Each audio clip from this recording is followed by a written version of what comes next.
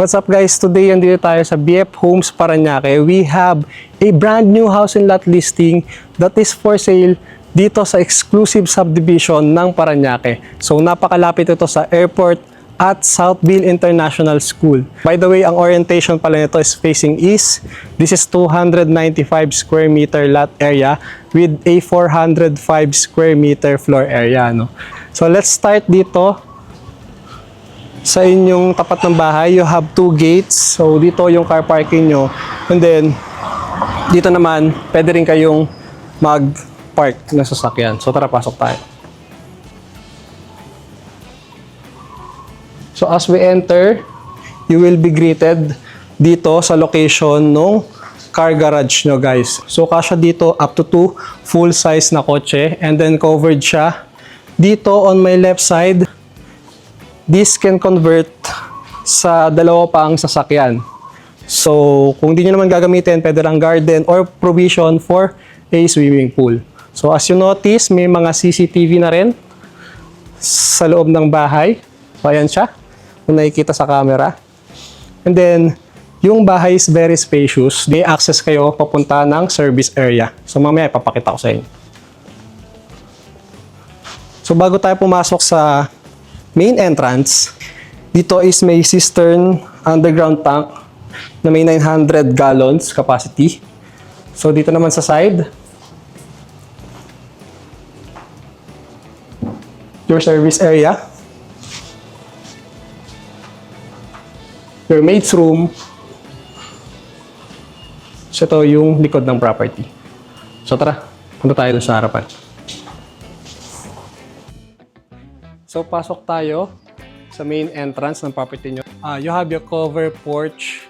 So, pasok tayo. Baka ito na yung future home mo. So, guys, as you enter dito sa property nyo, you will be greeted dito sa open layout na living area. So, dito, pwede yung TV console nyo. And then, dito, pwede yung sofa. And then, ang ganda ng cove light dito. So, on my left side, this is the location of your dining area. So, as you notice, air condition is already included and installed both sa living area and sa dining area. Dito naman is 6 to 8 na dining set. Seater, kasya dito.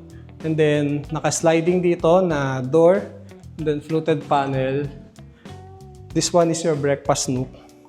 Sa side is your powder room.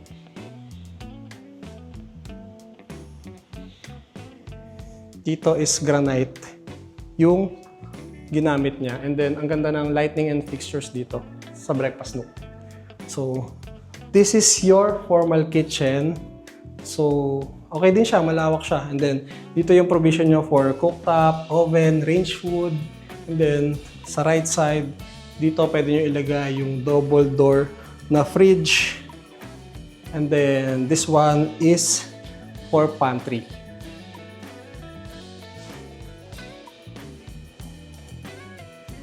Dito naman is the location of your ground floor bedroom. So kung may bisita kayo or elder, pwede sila dito. So dito meron kang cabinet. Kung ano man gusto niyo ilagay. No? So dito, solid wood yung ginamit dito sa step ng hagdan. And then you have your tempered glass, stainless steel sa railings. And then you have your built-in na window dito na sobrang ganda ng effect ng natural light. So, dito sa right side, you have your bedroom number 1. Dito siya nakalocate, yung bed frame nyo. Dito, naka-install yung split type na inverter AC. TCL yung brand. Then, dito you have your own balcony. Ang lawak na hanggang dun siya sa kabilang room, guys. Pa-flash ko sa screen yung itsura niya. And then, dito guys, you have your own bathroom. You have your sink, countertop, toilet, and bidet. And then dito, you have your built-in cabinetry para sa mga damit or dito shoes pwede nyo ilagay. So, ang ganda ng pagkaka-built-in niya. Malinis lang tignan. So, dito guys, sa tabi ng bedroom number 2, dito na nakalocate yung isa pang kwarto. Halos same size lang din siya guys. And then you have your balcony na shared nga doon sa nauna. And then lahat ng rooms may naka-install na split type AC. And then lahat may corner na window. So ang ganda guys ng natural light na pumapasok dito. And hindi siya sobrang kulob. Guys, dito naman you have also a own bathroom.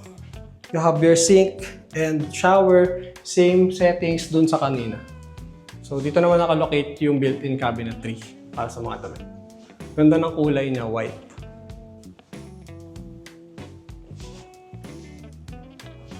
So dito naman, bago natin pakita yung master's bedroom, dito muna tayo. So lahat ng room dito, by the way guys, has his own balcony. And then, of course, split type na AC. Dito pwede nyo ilagay yung queen or king size bed. And then dito pwede pa nga kayong maglagay ng TV console. Ayan, may naka-ready na siyang line. Ito yung ginamit dito, cabinetry. And then you have your sink, toilet, and shower. So, kompleto siya. This is the master's bedroom of this property. Obviously, kasya yung queen size bed dito. Dito siya nakalocate. Also, meron kayong split type na AC rin naka-install. And then, dito nakalocate yung walk-in closet at bathroom nyo. So guys, obviously, his and her sink, granite countertop, cabinets, vanity mirror, and guys, meron pa naka-install na split type na TCL AC. So that's it for the whole house tour of this brand new house and lot dito sa BF Homes Parañaque. Kung sa tingin nyo ito yung hanap nyong property, please contact me sa mga number flashing the screen, and please do subscribe our social media account at Property Trends. So that's it for the whole video. I see you on the next video.